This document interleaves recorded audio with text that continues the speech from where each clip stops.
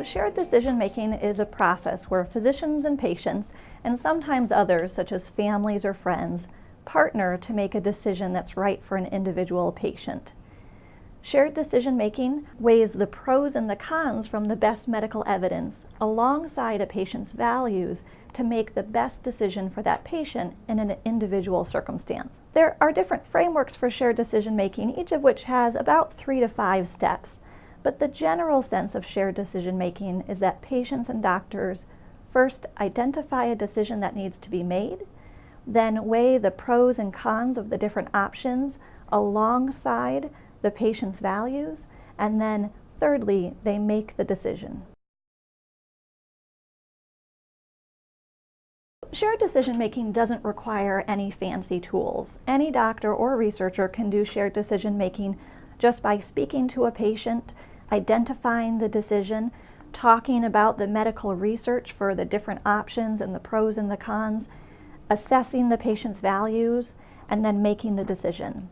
But there are special tools that can be used to help shared decision-making. Decision aids are a common approach to shared decision-making. Decision aids are structured tools. They can be written, they can be electronic, they can be videos, but there's some kind of structured tool to help guide both the physician and the patient step by step through the decision process for that specific decision.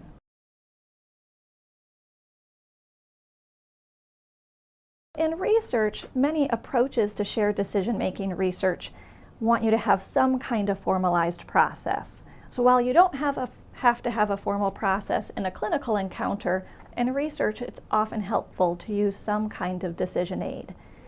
There are many organizations that have created decision aids that you might use. You can also create your own decision aids, and there are different ways that you can do that. One approach is to use something called an option grid, which leads you step by step through how you'd create your own decision aid. And another option is to create a decision aid from scratch. The important thing though is if you're creating your own decision aid, you need to make sure it follows basic structure. It has to talk about the pros and the cons and the evidence, and it has to help patients understand their own values.